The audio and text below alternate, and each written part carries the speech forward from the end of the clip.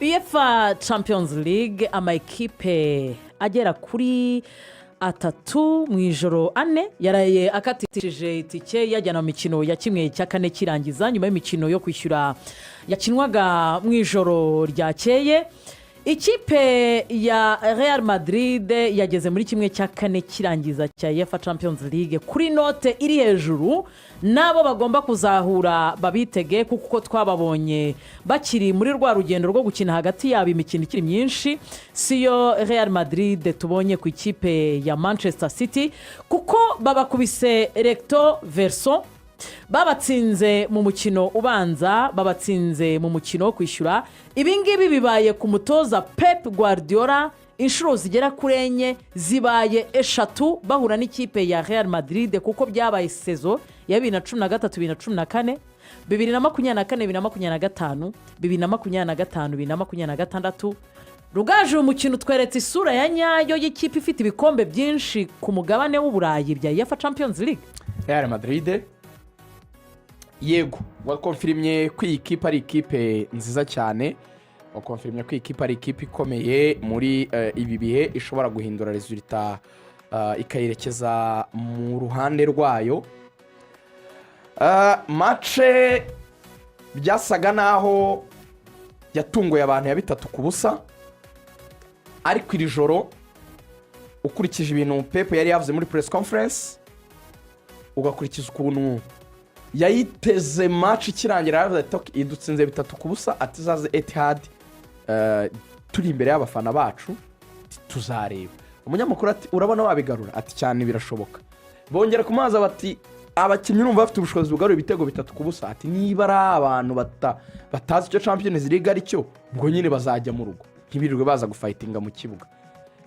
Ariko umupira ongeraho na nyuma ya match ya West Ham ntago bakoze imyitozo buriya kuwa mbere, yababwiye ngo buri wese ajye mu rugo atekereze kuri match, wumva bidashoboka ko batsinda ibyo bitega zigumire mu rugo, ati warashaka umukinnyi uzaza kandi yitanga byimaze.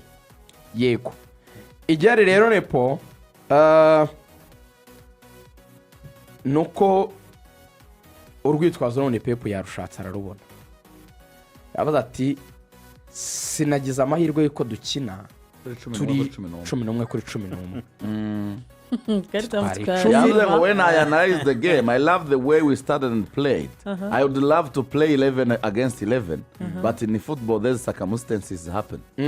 Ati ngerageje kwananiza ko umukino wagendaga, twari twatangiye neza cyane, atariko ntitwagize amahirwe yo gukina turi 11-11, ati nyine ibyo by'ikarito mutukuveho muri match. Madrid are an extraordinary team and punish you when you make a mistake. Real Madrid ni ikipe nziza cyane kandi iraguhana iyo ugize ikosa ukora. The future will be bright and next season will be back. We will run. Next season again.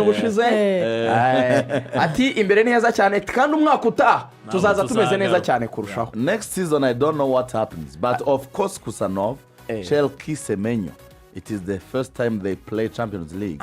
This can take time. Ati umwaka utaha wenda sinzi bizaba, ariko mwibuke ko Semenyo, Chelsea, Kusanov n'ubwa mbere bakinnye Champions League, ati kandi muri ko bisaba igihe nyine kugira ngo bamenyere. I see a lot of good players and many abakinnyi benshi beza and many good things. Ndabona n'ibintu byiza cyane byinshi. The first 15 minutes there and the first 20 minutes here define us quite well. Nuko ngo iminota 15 hano ndetse na 20 ku kibuga cyabo yerekana uburyo turi ikipe nziza cyane. Nuko ngo batangiye badoma. Yeah, here we said the 3-0 was difficult, almost impossible, but let's try, we were there. Ati dutsindwa 3-0 twaravuze tuti reka tugerageze kuri iki kibuga cyacu, kubera yuko n'ubundi nubwo twatsindwa 3-0 ariko wabonaga nyine twegereye kuba natwe twatsinda, twari hafi. Even then we score and 11 against 11, we don't know what happened, try again and go. Nibyo yavugaga. We will challenge the best team in England and so far the best team in Europe. We'll challenge them and then we will play them in the Premier League. Arsenal. Yagize kuri Arsenal. Yongeye gutangira kwininura bimwe ajya akora, ati tuzachallenginga ikipe nziza muri Premier League, tuzanayichallenginga ko tuzakina match ya championnat. Ubwo ni nkaho yavugaga ati ibyanye muri Champions League birarangiye, ibyo guhatana bigiye kuri Arsenal kuko bahatana muri championnat no muri Carabao ku cyumweru saa 12. Yavuze ngo we have a final on Sunday. Dufite finale ku cyumweru. The FA Cup is still here and you have a Premier League still to fight. We will try to fight and prepare good decisions for next season. We will be back. ati tuzagerageza gufightinga bikomeye cyane ubundi turebe yuko umwaka utaha tuzagaruka turi beza cyane. yanabikoza kuramo abakinnyi benshi rwose yari yemeye cyane. nakunze rero n'uburyo press conference yayishoje. reka mbabwire kino kintu. Bibiliya niyo ivuga ngo uwamenye byinshi azabazwa byinshi. Pep Guardiola nibwo ashyizwe muri ino myaka ibiri mu gihe cyo kwisobanura ariko adafite icyo kuvugiraho. Pep ubundi yisobanuraga atwaye shampiyona akaba ari guhangana n'abanyamakuru ko atwaye Champions League cyangwa se atwaye ibikombe wenda bibiri. na ziriga yavagamo akabazo bigaragara ko azatwara na shampiyona. ari muri position nziza. Ari muri position mbi cyane kuko umwaka ushize yabaye trophless, uyu mwaka nabwo urabona ko bitameze neza cyane. Pep rero umunyamakuru yambwiye ati hari amajwi y'abantu ari kuzamuka avuga yuko ukwiye kwirukanwa. Ibyo bintu byababaje umuntu witwa Guardiola ari goga yababaye none no mu maso urabibona umva bya bindi byitwa gushenguka ninko yavuze ati Agakipe kanyu nafashe nta naho nikora ngaho ibikombe nkajyana muri ziri. hari n'umuntu birota yababaye yavuze ngo yahise avuga ngo guys ati atarawe ko ngomba kwirukanwa atari umunsi nzaza hano imbere yanyu navuga nti bayindagiye atari ko cyo nababwira ati niyo mpamvu nongereye amasezerano ati umwaka utaha nzaba nkiri aha ngaha.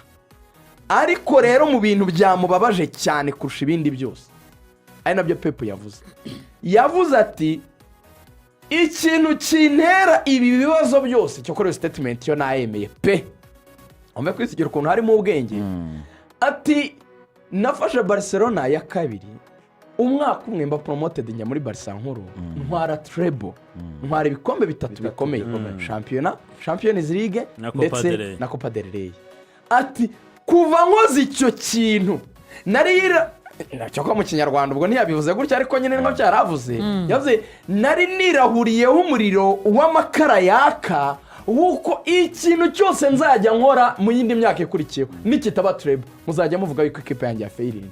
ni nko kuba ati ni kuba mutagira n'isoni ubu ngezeho kuba najya kwirukanwa ndi wa kabiri muri shampiyona muracyarimo muri FA Cup murafite finale ya Carabao Cup none se Champions League murashaka ko ntwara 6 zikurikiranya kugira ngo muvuge yuko nta failinze nicyo yashakaga muzemera rya mu yandi magambo mfite shampiyona 6 nabahaye Man.City nzitwara na Champions League 6 kugira ngo mwemere ko nta failinze.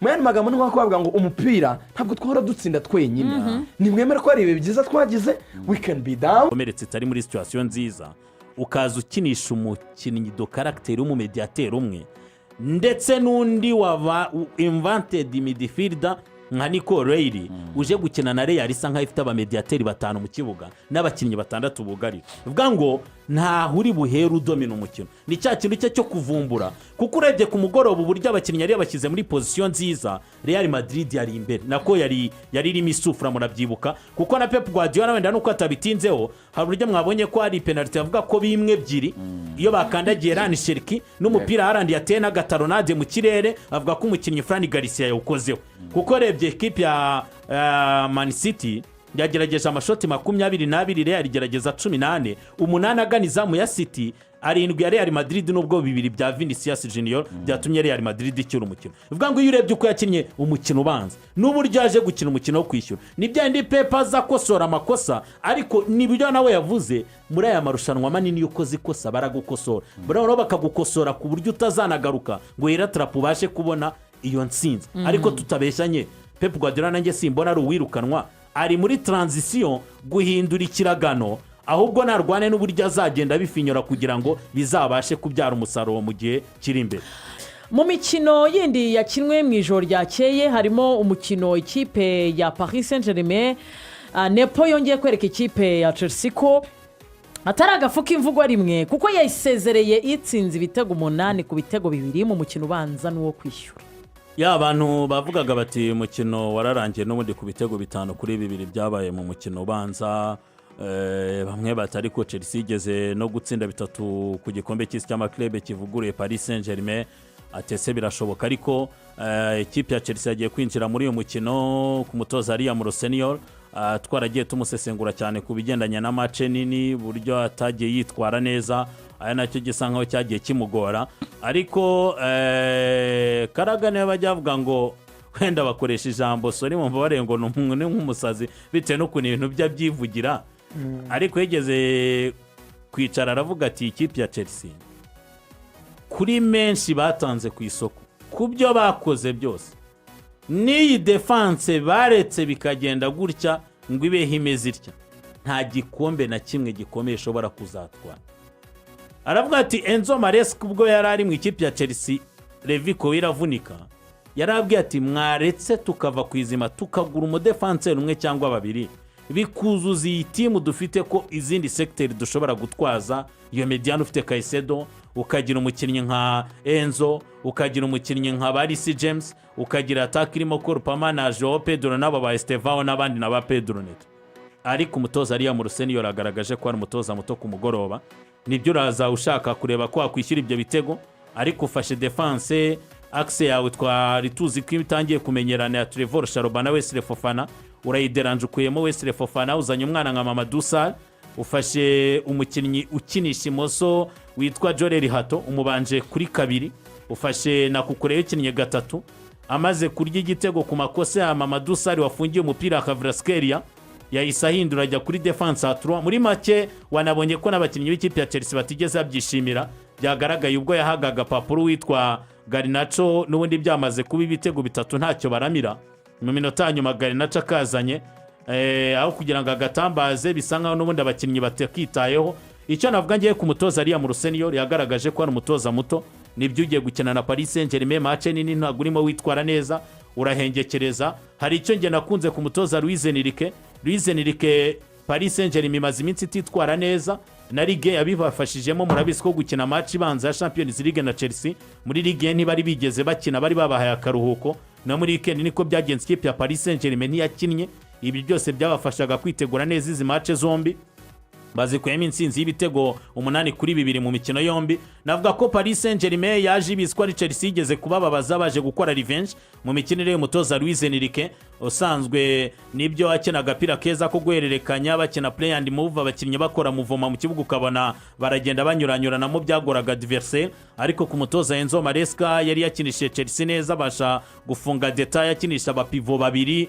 kuri ya match Chelsea yatsindaga Paris Saint-Germain ku gikombe cy'isi cy'amaklebe bakagenda bafunga detail mu buryo bwo kubuza Paris Saint-Germain gukina umukino wabo ariko Luis Enrique ku mugoroba yaje nawe abizi yuko batari umuhezo espace cyane wenda bari bumwige muri ubwo buryo nawe akina ikintu cyo kumera nka kinishije aba basore imipira miremire tutari dusanzwe tuzi kuri Paris Saint-Germain bo ba profitaga cyane cyane yama espace vide equipe ya Chelsea bagakinisha abasore bihuta yaba Barcola yaba bakinnyi nka Kvaratskhelia yaba Ousmane Dembele n'aba Desire Doué noneho cyane cyane abakinnyi bashyira Fakimi n'abandi no Mendes bakabeza mu kudefanda ahubwo muri babakinnyi babakina imbere babawinga bakamenya uburyo babakinisha imibare myiza Paris Saint-Germain bihura nayo makosa mutoza ariya mu Senior wagaragaje ko ari muto koko ndetse ni ikipe ya Chelsea ifite defense ifite ikibazo noneho kubahekeranya byapfuye kurushaho ikipe ya Paris Saint-Germain ibanyagira ibitego 8-2 rikomereza Mikari